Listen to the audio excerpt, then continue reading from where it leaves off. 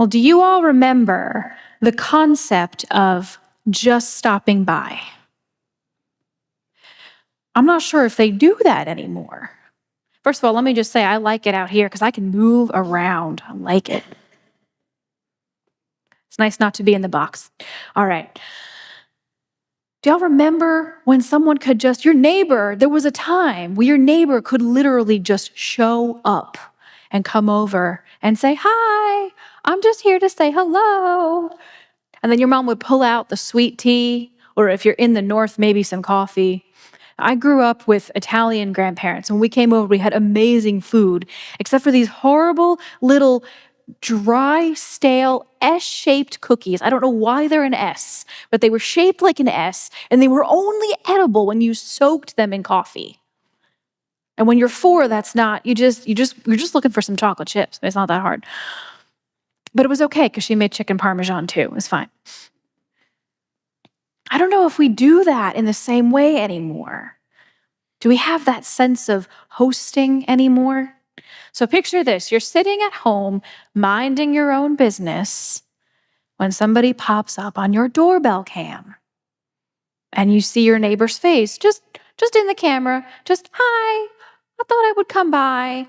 No call, no text, no, I'm just at your house. Just forced socialization. So if you know the person, you kind of got to let them in and see what you got in the fridge, right? If you don't know them, then how many of y'all, myself included, would kind of just hide in the back and hope that they get the hint, or stare at them through the peephole going, "Why is this person at my house?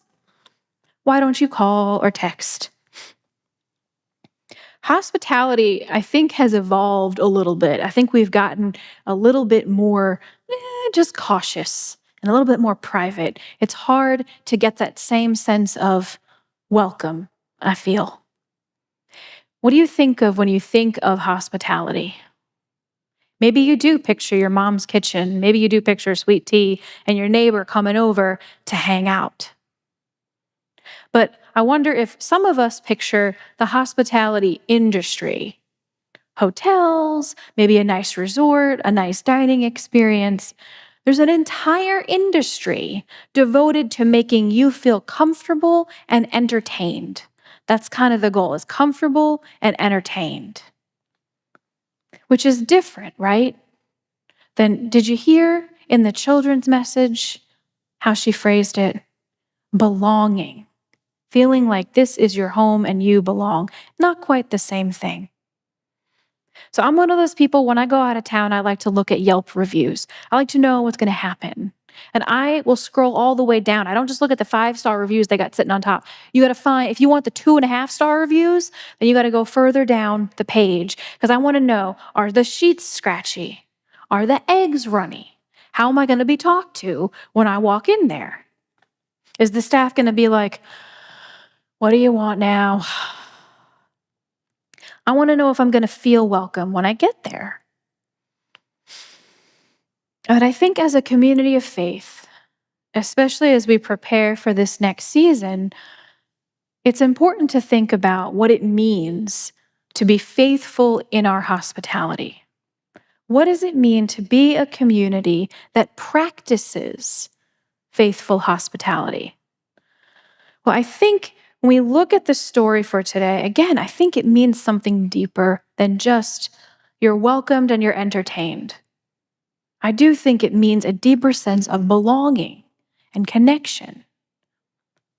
I think faithful hospitality is when you genuinely give and receive. And when you do that, God makes things happen. So when we practice faithful hospitality together, that means we are genuinely giving and receiving, pouring into the community and receiving, being poured into. Almost like breathing in and out. And when we do that, God makes things happen. God makes things move. So what does genuine mean? What does it mean to be genuine? I think a lot of us have a radar for nonsense. I'm not going to use a different word.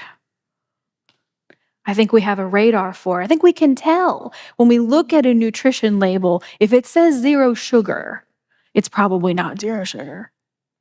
I think we know when someone says, hello, how are you, if they really mean it, if they really want to know, or if they just want the quick, yeah, I'm good.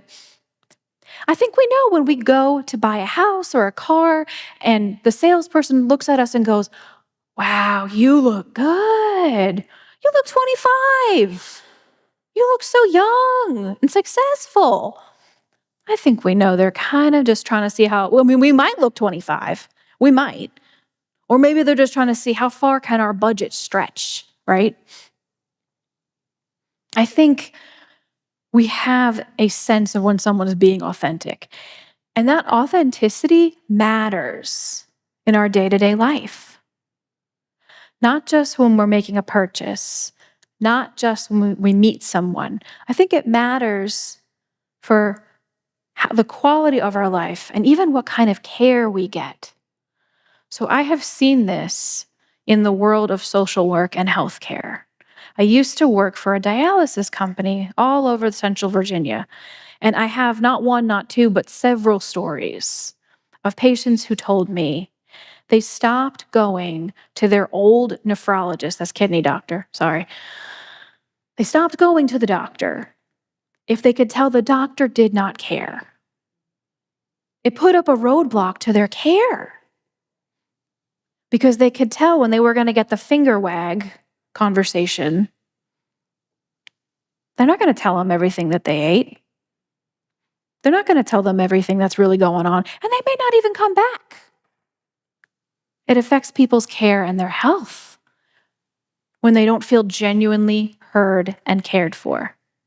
And the flip side, thankfully, is also true. I've had patients who have stayed in intensive care units with organ failure, kidney and heart failure, who have shared that when they can tell the staff works together to make things feel less impersonal, it improves how they feel about their recovery. No, it's not a cure. No, it doesn't make it go away. But I've had patients tell me, when the staff focuses on making sure that they have photos of their family, making sure that someone's tracking their progress with their OT, their physical therapy and their occupational therapy, if they feel like someone is invested, if they get to go outside and they see that someone cares that they get to go outside a little bit, someone cares how they feel more than if they're just cured. That people can tell.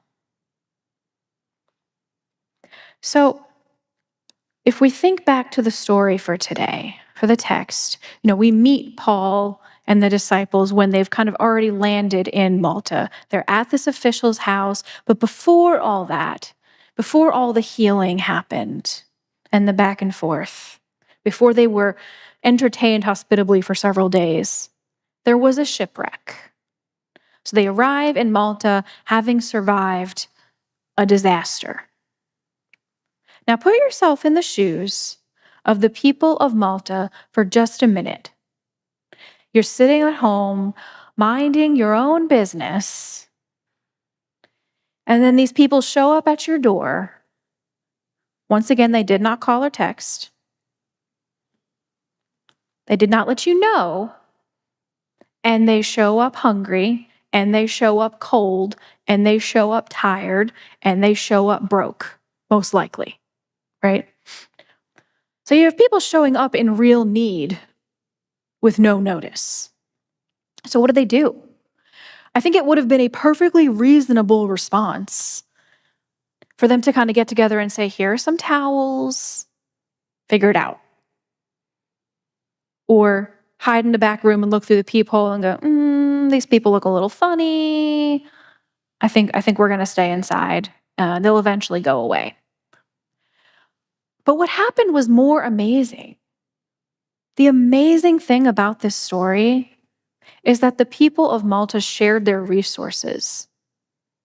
So think about that, pouring in to these people who just got here with really no proof or evidence that you are ever going to get anything back.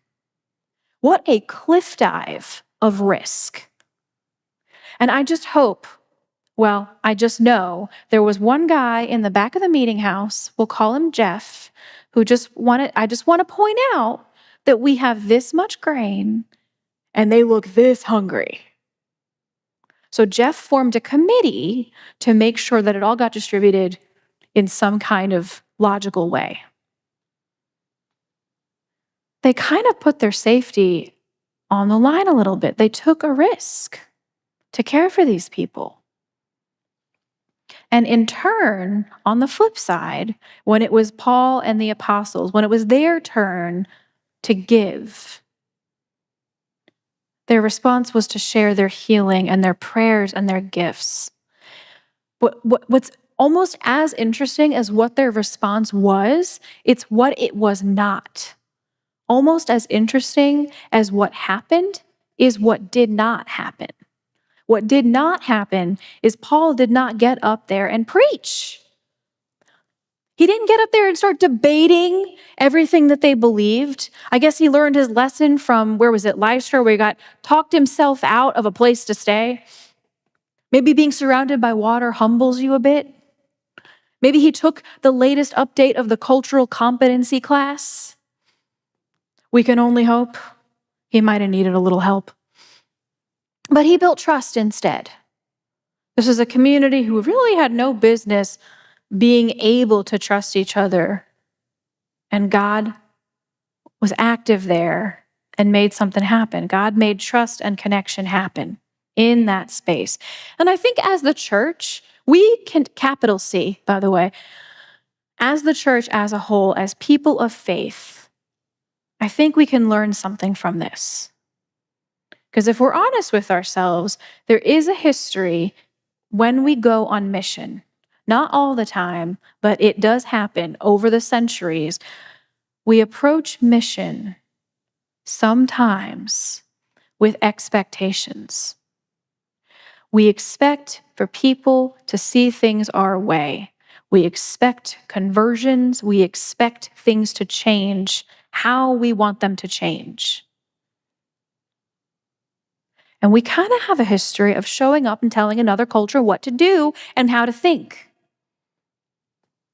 And that's just true. And when we do that, over the years, we have missed opportunities for genuine human connection. We've missed it. We missed what God was doing, but we don't have to keep missing it. It's not a life sentence. Paul, this time, was focused on doing hospitality instead of talking about it. Kind of seems like he's a lot quieter when he's working.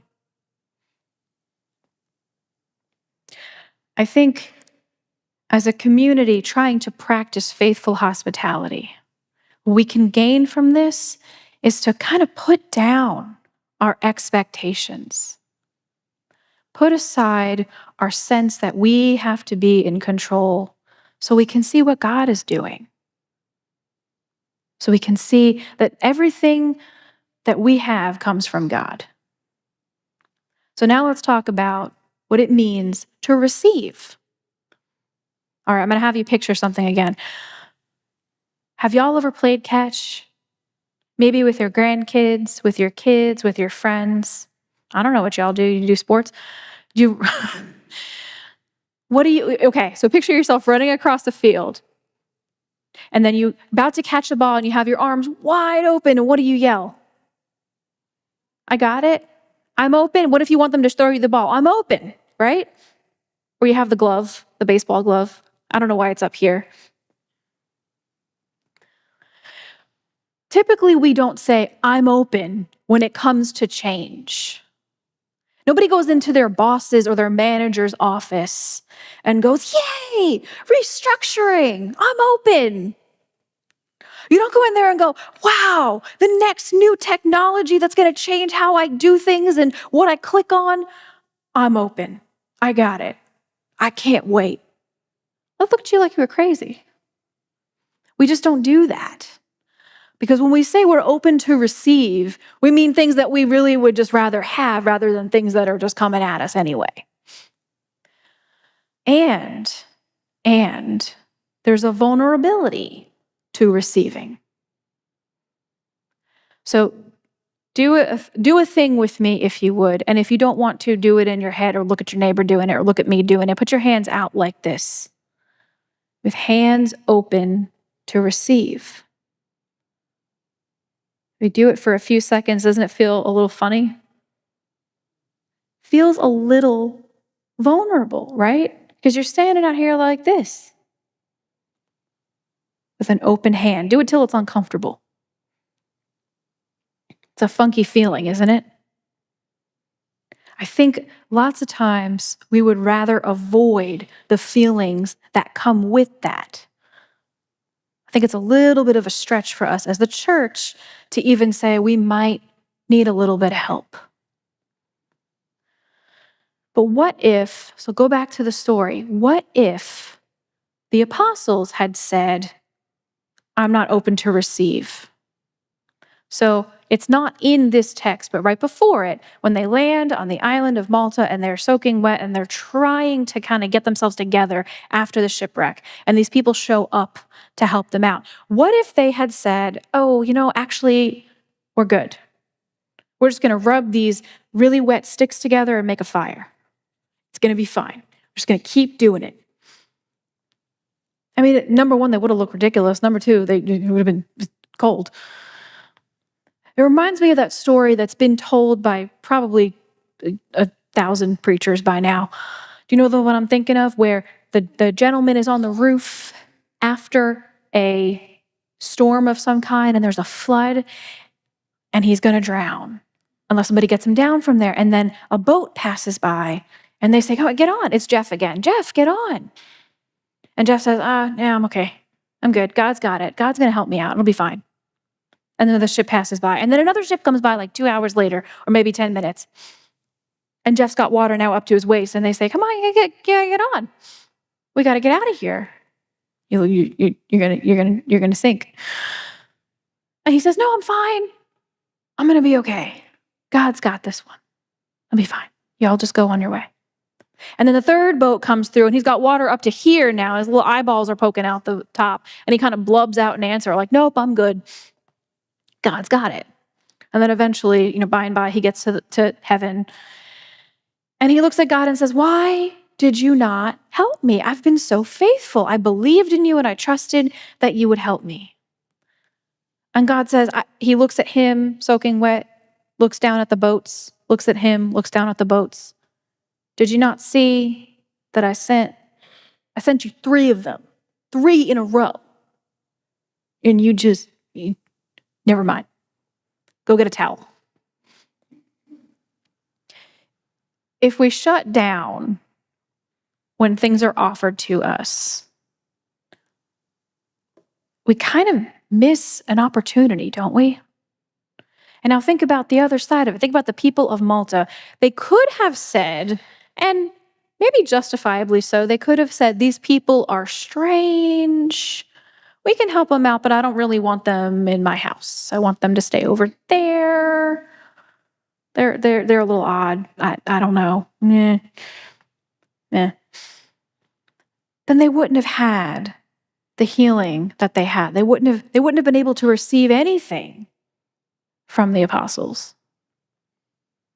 See, when we cut off the possibility of receiving, then we could be cutting off what growth God is trying to make happen in us and in our community. When we decide not to receive, we cut off the chance to be surprised by God and what God is doing. But if we let that go, if we're willing to let that go, then we can see what God is building around us. Then we can see what doors God is opening, what ways the Spirit is leading us to connect with each other, with someone else. And we leave the door open for an opportunity for healing. And yes, it comes with risk. And yes, it comes with discomfort. And we don't like to be uncomfortable. But if we're open to what God is doing and we participate in what it means to be hospitable, it also means we are welcoming change and newness and difference. I know, all scary words.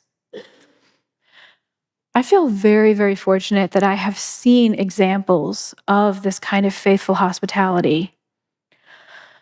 So about 25,000 years ago when I was in college, I went to a mission in the middle of Alabama after a series of tornado storms had really kind of affected the area. So it was about 2009, 2010. And I went with a team of other sort of college students to help rebuild roofs. I stayed on the ground. I did not go up on the roof. But I helped pick up stuff off the floor. We expected it to be a place of hopelessness and devastation. And that was there, and people shared stories with us of what they had been through. They'd been through a genuine emergency. People had died in the storms. Families were swept away. Some of their homes were destroyed. Some people had nobody left because of it.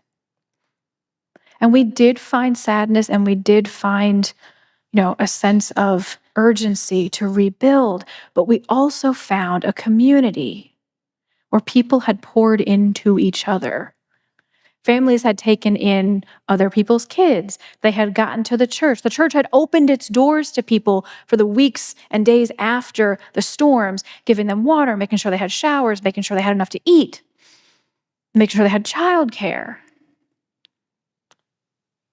And there were people who belonged to that church who were not there before the storms had happened. It was a community where you saw people pouring into each other and receiving from one another in this sort of endless loop where there were no expectations. It wasn't like a transaction. And that, to me, looks like God making something happen. So we were there to work, but we found connection. There was not a day that we were there that went by where they didn't pour into us too. We were always fed. They were always helping us work in their own community. We were invited to things like Sunday school, to their worship, to their graduation parties, to family meals. And they shared their faith with us. And they expanded what it meant to be community, to include us too. We were surprised by God in an amazing way. So imagine what could happen in our community right here, in our state, in our country, in our world, if we practiced this faithful hospitality, if it was the norm. Imagine what God could do with that. Imagine what God could make happen.